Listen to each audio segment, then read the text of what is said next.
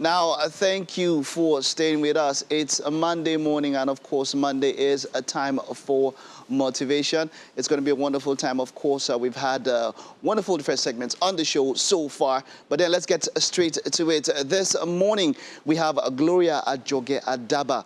Now, she is, of course, a development coach, engineer, and environmentalist, the founder of Thumbs Up Youth Leadership Development Initiative, a certified John Maxwell coach, a Toastmaster. I want to find out what that exactly means. I know you also want to find out. Speaker and leadership trainer. And today we're talking about knowing, accepting, and developing your individuality. Yes. That's it, yeah? Yes. Who's a Toastmaster?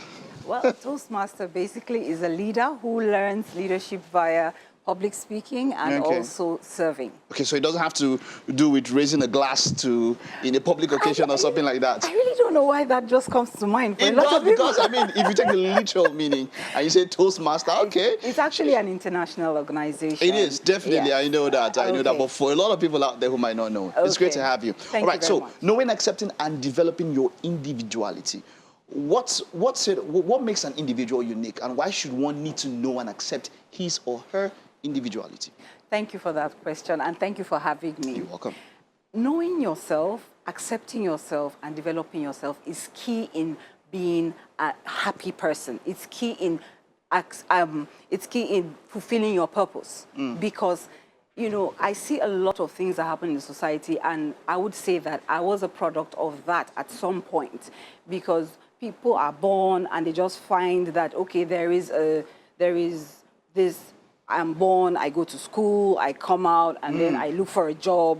And then you see a lot of people moving around aimlessly, I get a job, I get married, and then I train my kids, and then you find yourself, exactly, and then you find yourself in a place where you are not happy and fulfilled, and you keep asking yourself the question, why exactly am I here? So it's very important for us to know our individuality so that we'll be able to fulfill our purpose and we'll have direction in life and ultimately be in a happy place, because there is no one one size fits all when it comes to happiness. I like that. Yes. Yeah, because, you know, that's what the problem where a number of people have had with, in quote, motivational speakers, because they tell you, no, they have this formula for everything. Do this and do this and do this, and it turns out to this. It's not always the case. Yes, and that is why it's not sustainable, and that's the beauty of individuality, because it's bespoke. You need to find yourself. You need to find what makes you happy. You need to find what makes you tick, so that when you find that, you accept that, and then you grow that. I like what you're saying. Absolutely. You need to find, how do you begin that process of finding out? I was looking forward to that question. And it's a place that it's rarely visited. It's a place of solace, it's a place of introspection. You need to sit down, you need to ask yourself some basic questions. Who really am I? What makes me tick? What are my strengths? What am I passionate about? Those are the questions you need to ask yourself and write them down. In my NGO, we talk about, we have what we just concluded, the University of You. You need to know who you are. You've been to the University of Ibadan. You've been to the University of Lagos. Lagos, yeah. Have you really been to the University of You? Do you know who you are? And a lot of people that come out from schools or wherever we find ourselves in life, we just keep roaming around, and because I found myself there, that's why I said we. Yeah. I found myself there at some point. A lot of us, myself inclusive, at different points in time. Absolutely. And you see, I thank you for saying that, and that's why the word knowing, accepting, and growing, because it's a continuous process. It never ends. It never ends. It never ends. So there is no one size fits all, and just do this and you get it. If you don't know who you are, if you don't accept who you are, the place of acceptance is really huge. Now, in the process of knowing, after introspection, there are some things you might find out about your individuality. Your individuality is like your DNA. What your experiences have been growing up are different from mine. We grew up in different families, in probably different societies. I grew up north. And so my orientation is different. The way I filter things are different, the same with you. So I need to find that. I need to find my fingerprint. I need to know who I am. And then in doing that, I might find out some things about myself that I'll need to work on. Some people were traumatized when they were growing up. And it has led them in making some decisions and finding themselves in places where they keep asking, why am I here? Why am I behaving irrationally? And so they might need things like therapy. They might need coaching. They might need mentoring. So you need to find what it is about you, your specific DNA when it comes to your individuality, because your individuality are your characteristics and basically your personality. Your personality. What makes you unique and different from everyone else? Now, a number of people might be asking, yes, I cannot do this on my own. Where do I go from here? Like, okay, you told me to find you. Okay. I've sat down. I can sing in the shower.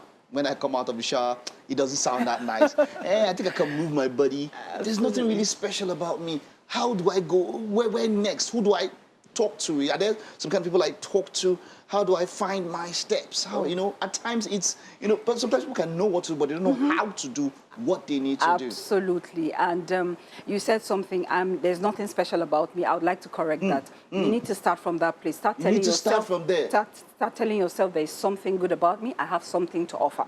I believe once we have that kind of orientation as individuals, we'll be able to grow yourself and you'll be able to impact people positively and you'll be able to see why you are here. So your question says, oh, how do I do it? I said introspection. You start there, you write down things you know about yourself, and you probably need to reach out to a third party. A third party in terms of a professional coach. A professional coach. Now let's get that clear, because you know, somebody thinks that let me just talk to my friend. And the person just has some info. Look, I know some things. A professional. A professional, because the thing with talking to friends is that as much as you say, oh, this is my confidence, you know, it's fine, I can talk to the person. But maybe tomorrow you have an issue with the person and then, you know, the person uses what they know about you to against you. Exactly. Yeah. But when you talk to a professional, the thing is that the person professionally is bound to confidentiality. So that would speak to you knowing that you are talking to someone who is going to keep your matters private. Also is going to have a different view. You know, when you are in the picture, you are not really seeing it clearly, but someone else can look at you and really tell you, this is what I see about you, and then ask you questions that will lead you to finding you. Because no one knows you. And that is another thing people need to accept. I am not going to, as a coach, going to tell you that, oh, Mr. Mike, this is what I think you should be doing. No, what I could do as a coach is ask you questions that you will begin to talk and begin to find out you're in a place where you are beginning to think and introspect again. Because it takes you into yourself. Let me give you an example of what happened to me as well when I got my coach. He kept saying to me, it's in you. And I was arguing. I'm like, no, I'm talking to you to help me do this. And you are telling me it's in me. No, help me, help me. Help me. And he kept saying, he kept asking me questions, kept probing, and I kept it. What he was doing is pushing me into myself to start thinking. And I brought out things about myself that I was like, wow, really and truly. Let me go back to my childhood, if I may. When I was growing up, then my dad would give me this blackboard, and I love telling this story. I'll put it in front of trees, and I keep talking to them. That was something I was always passionate about, talking to people. Wow, talking to people. Exactly. And so I navigated myself. So it took me quite a while. So that's why I'm passionate about young people, helping them to discover that pure form of giftedness in them. So that Gloria, they can quickly find themselves. I am very happy that at least we have a month with you. We will continue on this. If we had the time, we'll be talking for about an hour. You're a breath of fresh air. Extraordinary. Thank you so much. We've run out of time, but we will continue. We'll pick up from your story. Okay. Thank you very much. It's been having you. All right, let's head over to Titi. Titi, what were you doing growing up? Did you talk to people? Because I know you've always liked talking from when you were a kid. Yeah, I think I'm in TV because I was always called a chatterbox. But hey, you never know. I'm getting paid now.